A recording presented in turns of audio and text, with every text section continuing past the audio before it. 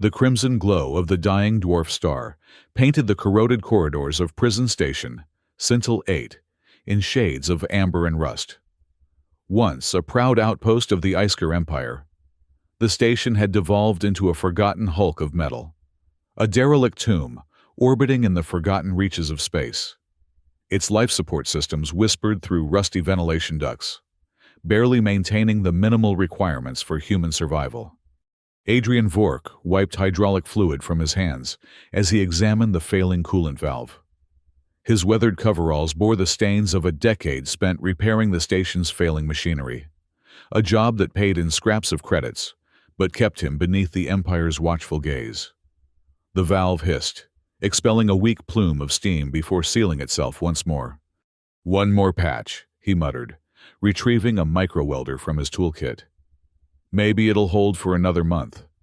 The rusted sword strapped to his belt caught the flickering emergency light as he bent to his work.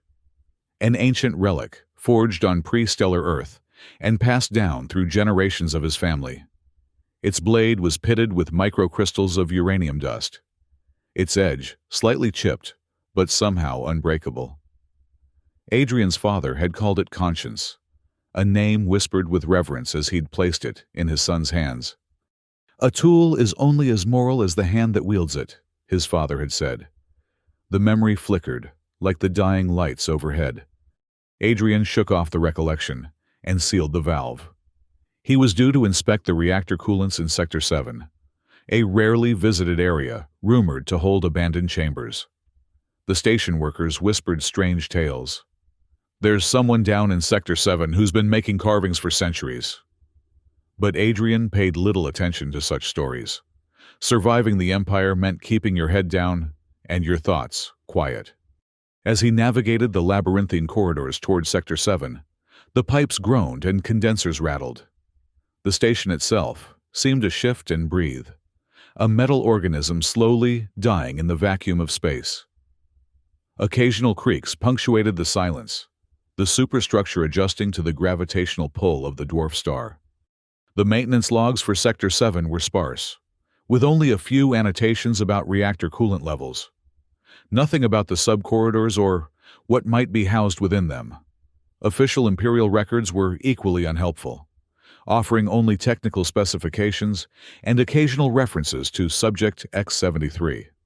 The marker for Sector 7 appeared on the curved wall ahead, its paint faded to a ghostly outline. Adrian paused, activating his handheld scanner. The device beeped weakly, displaying reactor readings within acceptable parameters. But something else caught his eye, a section of corridor wall that appeared anomalous, its panels different from the standard Imperial design. "What's this?" he murmured. Approaching the aged segment. The hatch bore no current maintenance logs, and its symbols had been deliberately scratched off. Yet a faint molecular seal glowed around its perimeter, a technology far more sophisticated than the rest of the station's infrastructure. Adrian ran his hand over the surface, feeling a strange vibration beneath his fingertips. His engineering instincts told him this was no ordinary maintenance hatch. The material wasn't standard imperfectium alloy. It was something older, more formidable. Curiosity outweighed caution. He activated his plasma cutter, aiming it at the hatch's edge. The blue flame sputtered against the surface, but left no mark.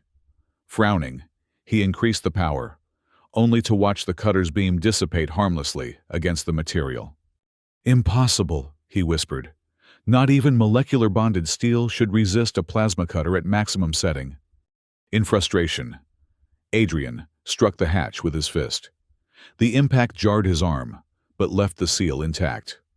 Almost without thinking, he unsheathed the rusted sword at his belt. Conscience gleamed dully in the emergency lighting. "This is ridiculous," he muttered. Even as he raised the blade, the ancient steel met the imperfectium alloy with a sound like breaking glass. To Adrian's shock, hairline fractures appeared along the hatch's surface. He struck again, and the fractures deepened. On the third blow, the hatch shattered inward, releasing a hiss of stale, preserved air. Adrian stepped back, sword still in hand. as a faint motion sensor activated emergency lights within the hidden chamber. The illumination revealed a curved cell, walls covered in intricate carvings, and chained to the center wall. A figure gazed back at him with sunken, yet startlingly intelligent eyes. Her skin bore a blue tinge, her body thin but not emaciated. The chains binding her wrists and ankles glowed with the same molecular seal technology as the hatch. For a moment, neither spoke. Then the woman's cracked lips parted. "You were not the one who was supposed to come." Adrian stood transfixed, the rusted sword still gripped in his hand. The woman's gaze shifted to the blade, a flicker of recognition crossing her features. "Who are you?" Adrian finally managed, his voice echoing in the confined space. "I am Lena Sarayer," she replied, her voice a rasp from centuries of disuse. Once commander of the 3rd Imperial Strike Regiment. Adrian's grip on the sword tightened. "That's impossible. Commander Sarayer died 300 years ago. It's in the Imperial histories." A bitter smile touched Lena's lips. "They erased me. They wanted no record of my refusal." Adrian's eyes tracked to the walls surrounding her. What he had initially taken for random scratches, he now saw were names, thousands of them, meticulously carved into the metal surface, each accompanied by a short phrase. Mullen died at 7 clutching stuffed animal. Sergeant Kiarain shot himself rather than obey. "What is this place?" he asked, stepping further into the cell. "My tomb and my testimony," Lena replied. Her chains clinked softly as she shifted position. "For 300 years, I have carved the names of those I could not save, the children of Balerium, the soldiers who chose death over dishonor." Adrian examined the molecular bonded chains securing her to the wall. They hummed, with an energy signature unlike anything he'd encountered in his years as a salvage engineer. "These chains," he began. "Adapt to any cutting method," Lena finished for him. "They have kept me here since I refused the Emperor's order to massacre the refugees at Balerium." Adrian knew little of ancient Imperial history, but even he had heard whispers of Balerium, a refugee crisis that had supposedly ended in tragedy. The official record claimed Commander Sarayer had ordered the deaths of thousands before being killed in an uprising. But the woman before him told a different story with her mere existence. "You refused to kill civilians," Adrian stated, the realization dawning slowly. Lena nodded. "I refused an order to open fire on a camp housing 10,000 children. For that, my sister signed my disappearance order." "Your sister?" "Sina Sarayer. She was a junior officer then. Now, I imagine, much has changed." Adrian stood in silence, weighing options and consequences. His contract forbade unauthorized access to sealed sections. Discovery would mean termination at best, imprisonment at worst. Yet the sword in his hand seemed to grow warm, as though urging action. "Why should I help you?" he asked, though the question sounded hollow, even to his own ears. Lena met his gaze steadily. "You already made that choice when you broke the seal with that blade." Her eyes flicked to the rusted sword. "No ordinary weapon could have breached this cell. Your blade carries something the Empire cannot quantify." Adrian looked down at conscience, the family heirloom that had passed from hand to hand through generations of his ancestors. A factory worker, a medic, a teacher, a soldier, each choosing moral defiance over blind obedience. With a decisive motion, he stepped forward and raised the sword to Lena's chains. The molecular bonded links should have resisted any conventional weapon. Yet, when the rusted blade touched the first link, it dissolved into ash. Lena's expression remained impassive, but her eyes widened slightly. Adrian worked methodically, cutting through chain after chain. Each link dissolved at the sword's touch, as though the metal itself rejected the bonds. As the final restraint fell away, Lena exhaled deeply, released from centuries of oppression. The moment of triumph was short-lived. A blinking console alert echoed through the vents. "Unauthorized decryption detected in Sector 7. Security protocols initiating." We need to move, Adrian said, sheathing the sword. Can you walk? Lena stretched her limbs, wincing at the movement. 300 years of being chained doesn't do wonders for mobility, she said dryly. But I was a soldier once. I'll manage. Red alert sirens began to whine as molecular seals on other hatches exhausted power reserves, trying to rebind. Adrian guided Lena through the maintenance tunnels he knew by heart, supporting her when necessary. Despite her physical atrophy, she moved with surprising agility, her soldier's instincts intact. They encountered occasional roadblocks, collapsed sections that required improvised supports, automated turrets that flashed diagnostics but lacked ammunition after centuries of neglect. Through it all, Lena kept pace, her determination evident in every labored breath. "Why did you refuse the order?" Adrian asked, as they paused at a junction, waiting for a patrol drone to pass overhead. "You must have known the consequences." Lena's gaze turned distant. The Balerium refugee camp held children from systems the Empire had annexed. They were starving, scared, and completely defenseless. When the order came to eliminate them, I couldn't. She trailed off, then continued with renewed resolve. I couldn't become that person.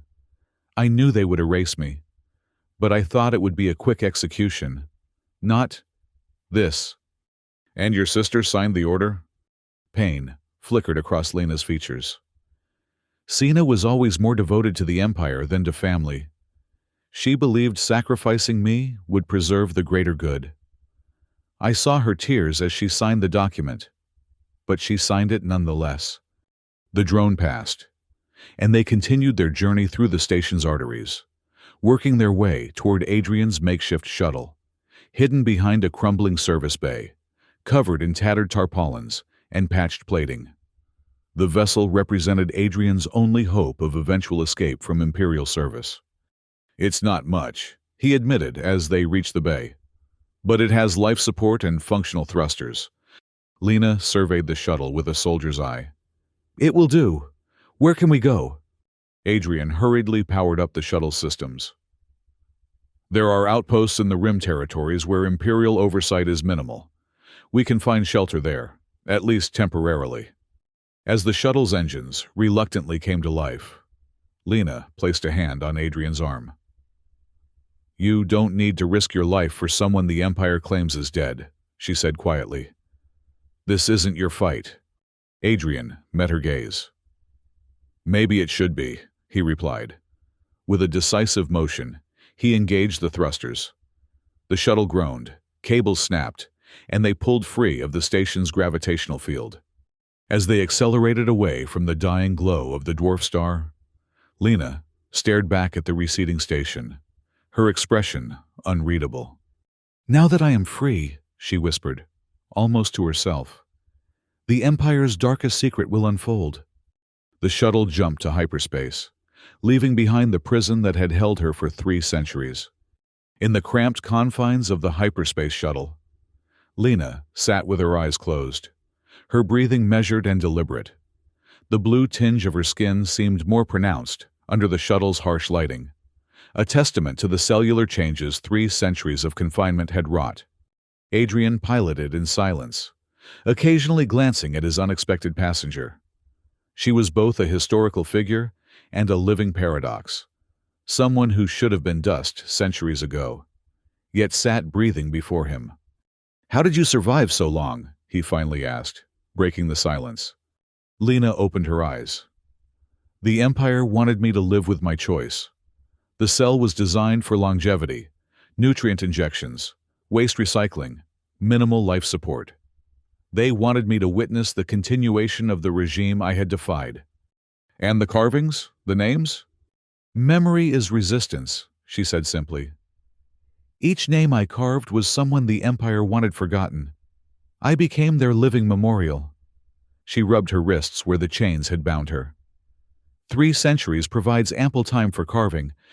Adrian set the shuttle's autopilot and turned to face her fully. Tell me about Balerium, the real story. Lena's gaze grew distant. The Balarium settlement was established for refugees from the Outer Vex system after imperial annexation, mostly children whose parents had been pressed into resource extraction operations. Her voice remained steady, but her hands clenched. When resources became strained, the Emperor, Cena's father, ordered a final solution to the refugee problem. Adrian listened as Lena recounted standing before her regiment, refusing to relay the firing order. The stunned silence of her soldiers, the immediate arrest, the tribunal where she refused to plead, invoking her oath to protect life. The last face I saw before imprisonment was Cena's, Lena continued. She was a junior officer then, but our father insisted she sign the order. Family must demonstrate the highest loyalty, he said. I watched her hand shake as she signed my disappearance. And for 3 centuries, they kept you alive, Adrian said, trying to grasp the magnitude of such cruelty. Alive, but erased, Lena corrected. A ghost to warn any who might follow my example. Her expression softened unexpectedly, and she hummed a few notes, a fragment of melody. My mother taught me songs from old Earth. For centuries, I sang them only in my mind. Strange to hear them aloud again. Adrian found himself making a silent vow. If we survive, I will make sure the galaxy hears your song. We're approaching the Rim territories, he said, checking the navigation system. It's not exactly welcoming, but Imperial presence is minimal. Lena nodded. And what of you, Adrian Vork? Why does a salvage engineer carry an ancient sword and risk everything for a prisoner he's just met? The question caught Adrian off guard. He'd been acting on impulse since the moment the sword had broken through the hatch, scarcely examining his own motives. I've spent my life fixing machines, keeping systems running without asking why, he admitted. The sword was my father's, and his father's before him. They called it conscience, said it was forged on pre-stellar Earth. An appropriate name, Lena observed. It cut through bonds that no technology could break. Adrian touched the sword's hilt. My ancestors carried it through their lives, each refusing to abandon their moral compass despite the cost. I kept it as a relic, never thinking I'd face a similar choice. And now? Lena asked. Adrian met her gaze. Now I realize I can't return to simply patching broken valves while ignoring the broken systems they serve. His engineer's mind rebelled at the thought. Can I really challenge an entire empire's narrative? It's already begun, Lena replied. The moment you cut my chains. The shuttle's console chimed, indicating their approach to the outer reaches of the Rim. Adrian guided them toward a dusty outpost, rusted platforms, improvised markets, and the occasional unauthorized vessel docked haphazardly to the structure. Welcome to the fringes of civilization, he said as they prepared for docking. Meanwhile, on Acer Prime, the gleaming capital of the Isker Empire, an aide approached the imperial throne with measured steps. Empress Cena Serayer. Her face lined with age, but her posture rigid with authority, did not look up from the holographic reports hovering before her. Your Majesty, the aide began hesitantly. There has been an unauthorized data breach on Syntal 8. The signature is Serayer. The Empress's head snapped up, her eyes narrowing. Impossible. The molecular seal on Chamber S7 has been broken. Your Majesty, Subject X-73 is no longer in containment. For a moment, genuine fear flashed across Cena's features. Then her expression hardened. Dispatch the hunting fleet immediately, equip them with molecular disruptors, and issue a decree. Lena Serayer is declared an enemy of the state for treason and mass insurrection. But Your Majesty, the public believes she died centuries ago. Then tell them her survival is an illusion. She is dead in spirit, a ghost animated by rebel technology to undermine our peace. Cena rose from her throne, her ceremonial robes sweeping the polished floor. No word of her actual imprisonment is to reach the public. Is that clear? The aide bowed deeply. Perfectly clear, Your Majesty. As the aide departed, Sina moved to a private view screen, her fingers trembling slightly as she entered a classified access code. The screen displayed the cell where Lena had been imprisoned for 3 centuries, now empty, the chains lying in piles of ash on the floor. "Sister," she whispered, "what have you set in motion?" The outpost station hung in the void like a mechanical parasite, its rusted platforms and improvised additions giving it the appearance of a structure that had grown rather than been built. Adrian guided the shuttle to a docking bay in the lower quadrant, where scrutiny was minimal and credits spoke louder than identification. "Keep your head down," Adrian advised as they prepared to disembark. "The Rim isn't officially Imperial territory, but informants are everywhere." Lena nodded, pulling a salvage station technician's cloak over her distinctive blue-tinged skin. "I was a soldier. I know how to move undetected." They stepped onto the outpost's main concourse, a chaotic maze of makeshift stalls, bartering stations, and shadowy alcoves where deals of questionable legality transpired. The air carried the mingled scents of exotic spices, mechanical lubricant, and unwashed bodies from a dozen different species. Adrian led them through the crowd, exchanging nods with familiar faces, but avoiding prolonged contact. Their destination was a cramped repair shop, nestled between a protein synthesizer and a contraband data core vendor. The proprietor, a grizzled woman with cybernetic enhancements covering half her face, looked up as they entered. "Vork," she acknowledged. "Thought you were still scraping by on that dead station." "Change of plans. Maris," Adrian replied. "Need to speak with Jarek." Maris's organic eye narrowed. "Information broker doesn't come cheap these days. What's your trade?" Adrian patted his toolkit. "I can optimize your quantum routers. They're running at 60% efficiency at best." A calculating look crossed Maris's face before she nodded. "Back room. He's with the new girl." The back room was dimly lit, dominated by a table covered in disassembled communication arrays. 2 figures looked up as Adrian and Lena entered, a middle-aged man with the meticulous appearance of a former academic, and a young woman barely into adulthood, her bright eyes contrasting with the grime on her face. "Adrian Vork," the man said, rising. "You're supposed to be on Syntalate for another cycle." "Plans change, Jarek," Adrian replied. He gestured to Lena. "This is—" "I know who she is," Jarek interrupted, his voice dropping to a whisper. "Or rather, who she was. The commander who refused at Balarium." The young woman stood abruptly, her eyes wide. "Commander Sarrier, but you're—" "Dead?" Lena finished with a wry smile. "The Empire would certainly prefer that version." "Lena Sarrier," the young woman breathed, as though speaking a forbidden name. "I'm Kirith Ne. I've studied your case, what little exists in the smuggled archives." Her enthusiasm bubbled over. "They say you faced down the entire Imperial command and told them, 'I will not become the monster you wish me to be.'" "The actual words were less poetic," Lena replied, "but the sentiment is accurate."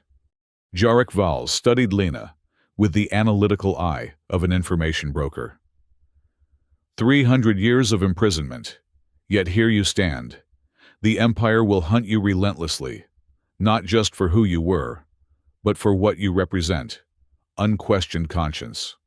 "We need to reach Acer Prime," Adrian said, cutting to the heart of the matter. Jarek laughed, a sharp, humorless sound. "The Imperial capital. You might as well ask to infiltrate the Empress's private chambers." "The heart of the Isker Empire does not forgive," he continued gravely. "It only devours dissent." "And yet," Lena countered, "it is precisely where we must go. The truth must be spoken at the center, not whispered at the edges." Kira leaned forward, her young face alight with conviction. "I can help. I lead a network that smuggles contraband data cores. We have contacts on Acer Prime, pilgrims of memory who preserve stories of ghosts like you." "And what would you have us do once there?" Jarek asked skeptically. Knock on the palace doors and request an audience with Empress Sina? The day of remembrance approaches, Kira replied. The Empire's most sacred holiday, when citizens gather in the central plaza. If Commander Sarayer could broadcast her testimony, then— Suicide, Jarek interrupted. They would eliminate her before she finished speaking. But we must try, Kira insisted. She turned to Lena. Your story has already sparked whispers of dissent across several systems. Imagine what your actual voice could ignite.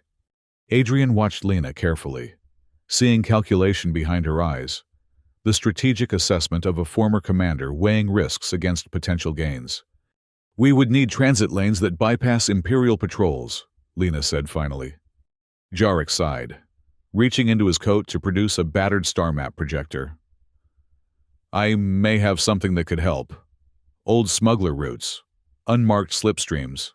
He activated the device, displaying a complex network of hidden transit lanes. It won't be comfortable, but it should get you to the capital undetected. As they studied the map, Adrian's mind raced with practical concerns. We'll need funds for the journey, supplies, and a way to cipher Lena's identity. I can trade mechanical repairs for fuel cells, he continued, already mentally cataloging the outpost's likely requirements. But disguising Lena's biosignature will be more challenging. Kira smiled. I know someone who can help with that. Ryan Bear, black market tech savant. He can provide a data shroud to mask her signature. And once on Acer Prime? Lena asked. We have a safe house, Kira replied. The broken chain's cellar beneath a workers' district cafe. Others will help. Marisol Aka, a veteran who once served under you. Lena Korin, an academic who teaches ethics of dissent in secret classrooms. Lena nodded. Decision made. Then we prepare. Adrian, see to the mechanical trades. Jarek, I need recent intelligence on Imperial security protocols. Kira, arrange the meeting with your tech contact. As the group dispersed to their tasks, Kira lingered, her expression solemn despite her youth. You should know, she said quietly to Lena, that your refusal wasn't in vain. Some of us still remember, still sing songs about the commander who chose conscience over order. Lena's composure faltered momentarily. Songs? Kira hummed a few notes of a melody, the same fragment Lena had sung aboard the shuttle. Your mother's song, she explained. It became a code among those who preserve memories the Empire tried to erase. For the first time since her liberation, tears glistened in Lena's eyes. When we step onto Acer Prime soil, she said softly, there's no turning back. I know, Kira replied, her young face set with determination beyond her years. As Adrian worked through the outpost, trading mechanical expertise for the supplies they would need, his thoughts kept returning to the rusted sword at his hip. For generations, it had been a symbol, an heirloom of moral choice. Now, it had become something more, a tool of liberation, a key that unlocked a truth buried for centuries. He touched the hilt, feeling the worn grip beneath his fingers. Conscience, he murmured. A fitting name after all. The gleaming domes and orbital spires of Acer Prime dominated the view screen as their modified shuttle approached the Imperial capital. Propaganda billboards floated in stationary orbit, displaying Empress Sina's proud, unyielding face, eyes that never blinked, watching over her domain with eternal vigilance. Using Jarek's star map, Adrian navigated an unmarked slipstream, keeping the shuttle's energy signature masked behind a passing cargo freighter. Lena stood beside him, her expression tightening as she gazed upon the capital planet she had not seen in 3 centuries. It's larger than I remember, she said quietly. More imposing. The Empire expanded rapidly after the Balerium incident, Adrian explained. Your sister's reign has been marked by both prosperity and absolute control. Atmospheric entry came through a shrouded gas canopy. The shuttle's hull, glowing briefly as they descended toward the worker districts on the capital's southern hemisphere. Here, beyond the gleaming spires of the Central Administrative Zone. The true nature of imperial life became apparent. Uniform housing blocks, regulated commerce centers, and the constant presence of enforcement drones. They landed in an abandoned manufacturing yard, the shuttle's signature masked by the residual emissions from nearby factories. Kira's contact, Ryan Baer, met them at the landing zone. A thin figure with augmented optical implants and fingers that moved with inhuman precision. "The legendary Commander Sarayer," he said, bowing slightly. "Your return was prophesied in certain underground circles." "Prophecies are for zealots," Lena replied. "I'm just a soldier who refused an unconscionable order." Ryan smiled. "And in doing so, became something greater than yourself." He produced a small device, no larger than a thumbnail. "This data shroud will mask your biosignature. Imperial scanners will register you as a standard worker with authorized access credentials." As Ryan applied the device to the base of Lena's skull, Adrian surveyed their surroundings. The worker district was a study in controlled functionality, uniform architecture, regulated color schemes, citizens moving with purpose, but without joy. "The broken chain cellar is 3 sectors north," Ryan informed them. "Transport tubes run every 15 minutes. Avoid facial recognition zones marked with red indicators." They moved through the district with practiced casualness. Lena's centuries as a soldier evident in her ability to blend despite her distinctive appearance. The data shroud masked her signature from electronic surveillance, but human observation remained a risk. The cafe above the safe house appeared unremarkable, a standard nutrition center serving synthetic protein meals to factory workers. Only a faded marking near the service entrance, a stylized broken chain, indicated its true significance. Inside, they were led through the kitchen to a storage room, where a hidden lift descended to the cellar beneath. The space opened into a surprisingly large chamber, walls stained with graffiti, broken chain symbols, fragments of lyrics, and the words, "Remember Balerium," barely visible beneath layers of paint. 3 figures awaited them, a scarred woman with a military bearing, an older man with academician's hands, and Kira, who had traveled ahead to prepare their arrival. "Commander," the scarred woman said, stepping forward with a crisp salute. "Colonel Marisol Aka, formerly of your 3rd Regiment. I was a junior officer during the Balerium incident." Lena returned the salute automatically, muscle memory transcending centuries. "At ease, Colonel. I'm no longer in command of anything." "You command our respect," Marisol replied. "Some of us never forgot the officer who chose honor over obedience." The academic stepped forward. "Lena Corin, I teach ethics of dissent in underground classrooms. Your refusal has been a cornerstone of my curriculum, though I never imagined I would meet the woman herself." "We have little time," Kira interjected. "The Day of Remembrance begins tomorrow at midday. Imperial security will be heightened, but so will public gathering." Marisol nodded grimly. "Seer Corps patrols are already increasing in the district, DPS troopers loyal to Empress Sina. They're equipped with the latest molecular disruptors." "Then we must work quickly," Lena said. "I need to prepare a statement, something concise but powerful enough to cut through centuries of propaganda." "And a delivery method," Adrian added. "The Central Plaza will be monitored by every security system in the Empire." Lena Corin smiled thinly. "That's where my academic credentials become useful. I have authorization to attend as a cultural observer. I can bring 1 assistant." She gestured to Lena. "With the data shroud and proper documentation, that could be you." "What about Adrian?" Lena asked. "I'll be there," he assured her. "Maintenance access. Every public event requires engineering support, something I know how to fake convincingly. Marisol and I will handle the broadcast override," Kira said. "When you begin speaking, we'll ensure every screen in the plaza carries your image." "If they find out who you are," Kira added soberly, "they'll kill you before you finish speaking. But we must try." Lena nodded. her decision made. Then, let us prepare. I've had 3 centuries to consider what I would say if given the chance. Now, it seems, I will have that opportunity. Throughout the night, they finalized their preparations. Lena practiced her testimony. Short, direct phrases recounting Bolarium, posing pointed questions about honor and conscience. Adrian modified a maintenance uniform, embedding communication tech that would connect to Kira's broadcast system. Marisol studied security protocols, identifying vulnerabilities in the plaza's surveillance grid.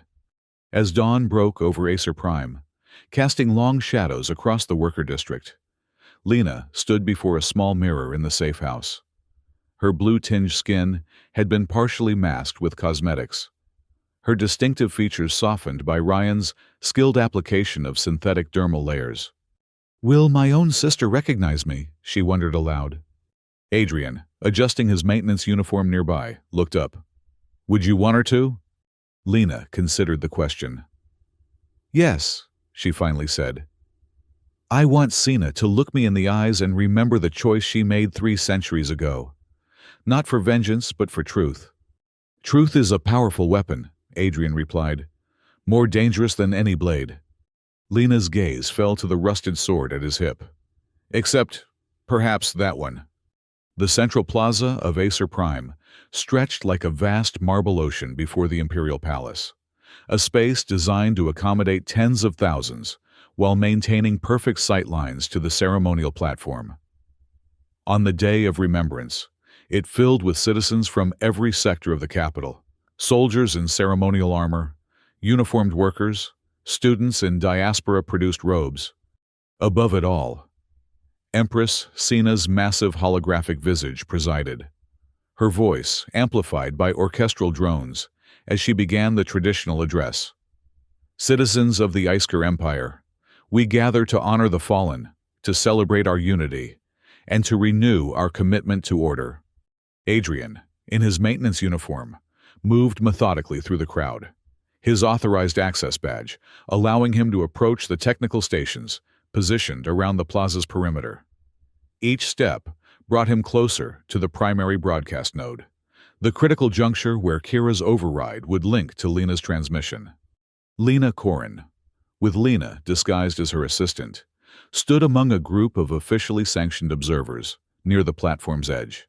From this position, Lena had a clear path to the speaker's dais, if she could reach it before security responded. "Citizens," Empress Sina continued, her amplified voice resonating across the plaza, "let us remember those who sacrificed so that our way of life might endure. Let us honor those who put the greater good above individual desire." In the crowd, Marisol's hand moved to her concealed communicator. "Broadcast override ready," she whispered, awaiting signal. Adrian reached the primary node, his fingers moving with practiced precision as he connected Kira's device to the main broadcast feed. "In position," he confirmed. "Ready on your mark, Commander." Lena took a deep breath, her hand brushing against the hilt of the rusted sword concealed beneath her assistant's robes. Adrian had insisted she carry conscience for the confrontation, a symbol of the moral choice that had defined her life. "Now," she whispered into her hidden communicator. Lena Corrin created the necessary distraction, collapsing with a convincing display of sudden illness that drew security's attention momentarily away from the stage approach. In that instant, Lena moved, her centuries of military training evident in her swift, purposeful stride toward the platform. The first security officer noticed her only as she reached the steps, but by then it was too late. Lena ascended to the speaker's dais just as Kira's override activated, splitting the massive holographic display between the startled face of Empress Sina and a direct feed of Lena herself. A collective gasp swept through the crowd as Lena threw back her hood, revealing her blue-tinged skin and the unmistakable features of a Sarrier. The familial resemblance to the Empress was striking, despite the centuries between them. Silence fell across the plaza, shields raised by shock, breaths held in disbelief. The hologram flickered as Sina's face contorted from triumph to disbelief. "Security!" she commanded, her voice trembling. "Seize this impostor. She cannot be here. She is—" "I am Lena Sarayer." Lena's voice cut through, amplified by the override. "I refuse the order at Balerium. I refuse to slaughter innocent children. I am not a ghost, not a fabrication, but living testimony to the Empire's greatest crime." On the holographic display, Cena's features hardened. "You are a traitor. You abandoned your duty. You desecrate this sacred day with your lies." Public displays around the plaza suddenly showed doctored footage. Images portraying Lena as the architect of the Balerium massacre rather than its opponent. But Lena continued, her voice steady. "They erased my name to erase the truth," she called out to the crowd. "They teach you to forget that honor costs blood. For 300 years, I carved the names of Balerium's children into my prison walls, a memorial the Empire tried to deny." Throughout the crowd, whispers began to spread. Older citizens recalled family stories of a soldier who spared the refugees. Veterans exchanged knowing glances, recognizing the moral weight of her testimony. "Ask yourselves," Lena continued, "what empire fears a single act of conscience so much that it must imprison its memory for centuries? What truth is so dangerous that it cannot be spoken aloud?" Security forces began to converge on the platform. Zir Corps troopers in black armor pushing through the increasingly restless crowd. But before they could reach Lena, a shot rang out. A veteran in the front ranks, firing on the approaching soldiers. The sound reverberated across the plaza like a defiant salvo, shattering the ceremonial atmosphere. Citizens surged forward, workers hurling improvised projectiles, students forming human barricades to impede the troopers' advance. Lena drew conscience from beneath her robes, the rusted blade glowing faintly blue in the plaza's midday sun. As Imperial troopers reached the platform, she met them with the ancient weapon, cutting through their armor with uncanny ease. Each strike rendered nanofiber plasteel like parchment. Yet she fought to disable rather than kill, echoing her original refusal to become an executioner. Adrian fought his way toward the platform, abandoning his maintenance disguise as the plaza erupted into chaos. He glimpsed Marisol organizing a defensive perimeter, her military experience evident in her crisp commands to former soldiers in the crowd. Through the commotion, Adrian saw Kira leap onto the platform, positioning herself between Lena and an approaching security team. A plasma sniper's beam cut through the chaos, aimed directly at Lena's heart, but Kira moved into its path, taking the full force of the shot. "Kira!" Lena's anguished cry carried across the plaza as the young woman collapsed. Adrian reached them as Lena knelt beside Kira's fallen form. The wound was catastrophic, the plasma shot having burned through vital organs. Yet, Kira smiled up at Lena, her young face radiant despite the pain. "You made it real," she whispered. "They remember." Her final breath escaped as a sigh, her eyes still fixed on Lena's face with unwavering belief. Grief and rage transformed Lena's expression as she rose, conscience still gripped in her hand. With renewed fury, she overcame the security squad, but Imperial reinforcements were already closing in. The crowd fractured, some anchoring to Lena's truth, others retreating in fear or lingering loyalty to the Empress. On the holographic display, Empress Cena's face disappeared abruptly, recognizing defeat in the plaza. She had withdrawn with her personal guard via a concealed tram beneath the stage. Imperial reinforcements scattered the citizens, smoke grenades, sonic disruptors, and stun rounds creating chaos. Lena, wounded by shrapnel and exhaustion, found herself supported by Adrian and Marisol. "We need to move," Marisol urged. "Underground tunnels, now!" As they retreated through the worker district's subterranean passageways, the plaza behind them smoldered, the first open defiance against the Empire in centuries, ignited by a single voice, thought long silenced. In a dimly lit bunker, deep within the industrial district, Lena lay on a makeshift bed, her breathing shallow. A track of plasma burns crossed her side where a security officer's shot had grazed her during their escape from the plaza. Adrian and Marisol had carried her to the safe house, a last refuge unknown even to most of the resistance. Medical supplies were limited, and Lena's condition was deteriorating rapidly. "The wound is too severe," Marisol said quietly to Adrian.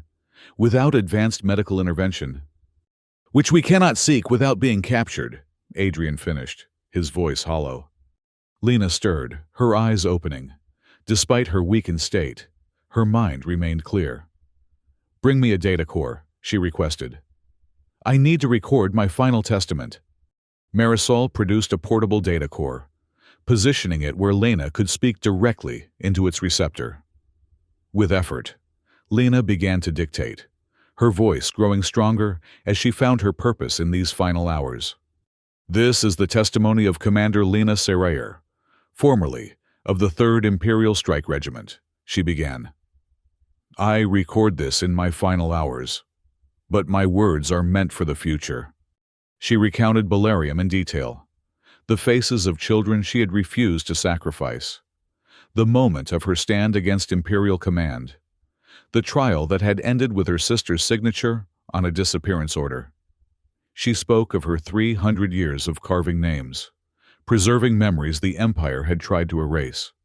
"Freedom is not given," she continued, her voice weakening but her conviction undiminished. "It is chosen, again and again. Each time you face an unconscionable order, each time you are asked to sacrifice your humanity for obedience, you must choose. Break your own chains." She instructed that Kira's name be etched into the core's metadata, her sacrifice epitomizing the youthful idealism that might yet transform the Empire. As she finished recording, exhaustion overtook her, and she sank back onto the bed. "Adrian," she whispered, "the sword." He placed Conscience beside her, the ancient blade still bearing traces of nanoplasteel from the Gir core armor it had sliced through. "It truly was a conscience," Lena said, her fingers lightly touching the rusted metal. "Not just a weapon, but a key, unlocking truth that power tried to bury." "What would you have me do now?" Adrian asked, his voice tight with emotion. "Spread my voice beyond the Empire's grasp," Lena replied. "The truth is planted. Now it must grow." Her breathing slowed, her expression growing peaceful, reminiscent of her enrichment in the carving chamber. One final exhale, and Lena Serrayer was gone, her face serene in death as it had rarely been in her long, imprisoned life. Adrian gently closed her eyes, taking up both the sword and the data core. "I swear it," he promised her still form. Across Acer Prime, the Empire moved swiftly to contain the damage. Official announcements declared, Lena Serrayer perished from wounds sustained while committing insurrection. Her message was a fabrication, her identity a rebel construct designed to undermine Imperial unity. Banners displaying Empress Cena's face were replaced with warnings. "Do not listen to traitors. Truth comes only through authorized channels." The security crackdown was immediate and severe. Mass arrests in the worker districts, increased surveillance, and warrants for Adrian and known associates broadcast galaxy-wide under interstellar security codes. Yet, even as the Empire sought to reassert control, something had fundamentally changed. In a hidden remnant workshop, Adrian duplicated the data core thousands of times, each copy containing Lena's final testimony. Fragments of her speech leaked into subspace transmissions, shipping manifests, and maintenance logs, impossible to completely censor. Underground cells distributed printed copies of her words, while graffiti sprayers painted broken chain symbols on building walls. Workers, students, and veterans quietly adopted Lena's message, gathering in secret, singing songs in abandoned subways, sharing stories of the commander who chose conscience over order. Marisol released a trove of battle-scarred helmets of Balerium survivors, each containing inscribed testimonies that corroborated Lena's account. The evidence mounted, impossible to entirely suppress despite the Empire's best efforts. 1 year after the Day of Remembrance, the first institutional cracks appeared. The imperial constitution was amended to include a new provision: no order shall stand if it violates the dignity of sentient life. The Imperial Academy introduced ethical command decisions in officer training, a tacit acknowledgement of Lena's legacy. Empress Sina, though still in power, appeared changed by the confrontation with her long-imprisoned sister. Her public appearances became tense and fleeting, her pronouncements less absolute. In private, she ordered the removal of any mentions of Lena from official records. But new, unauthorized displays appeared daily in the Museum of Imperial Victory: a rusted sword behind glass, fragments of Kira's lyrics, names of Balerium children carved in memorial stone. 50 years later, the Galactic Historical Institute held formal debates on whether Lena Sarayer was myth or historical figure. Evidence included ancient Imperial archives, weapon fragments bearing pre-stellar steel signatures, and surviving cell architecture on Centaur 8. A new generation of officers studied the Sarayer case in mandatory ethics classes, discussing the moral implications of her stand at Balerium. The transformation was not revolution, but evolution. A slow, inexorable shift in the Empire's fundamental values, seeded by a single act of conscience and nurtured by collective memory. Centuries later, on the industrial moon of Kepler 7, an elderly Adrian Vorsch taught a young apprentice named Zara the intricacies of quantum resonance calibration. His hands, once strong enough to wield a sword against Imperial troops, now trembled slightly with age, but his mind remained sharp. On his workbench sat half of a broken chain, the sole souvenir of Lena's prison cell, recovered during a covert mission back to Centaur 8, decades earlier. "What's that?" Zara asked, pointing to the chain fragment. At 17, she had been born long after the events on Acer Prime, in an empire subtly but fundamentally transformed. "A reminder," Adrian replied, his voice carrying the weight of his 78 years. "Of what?" the girl pressed, her curiosity typical of her generation, raised with the freedom to question in ways unimaginable during Lena's time. Adrian picked up the chain fragment, feeling its weight in his palm. "That the greatest prisons are in our minds, and that we always have the power to break them." He placed the fragment in Zara's hand, closing her fingers around it. "Keep this. Carry it forward." That night, as Zara slept, Adrian stood outside his modest dwelling, gazing up at the stars. The rusted sword, Conscience, hung above his door, retired from combat but still a symbol of the moral choice that had defined his life. "Freedom isn't something you take," he recited to the distant stars, speaking Lena's final words. "It's something you choose again and again, even when the cost is everything you love." In her small room, Zara clutched the chain fragment as she slept, already dreaming of worlds beyond Kepler 7, carrying Lena's legacy forward into a future where conscience might triumph over power, and truth over convenient lies. The broken chain, once a symbol of imprisonment, had become a talisman of liberation, a small but potent reminder that no blade of conscience is ever truly rusted, and no voice of truth ever truly silenced.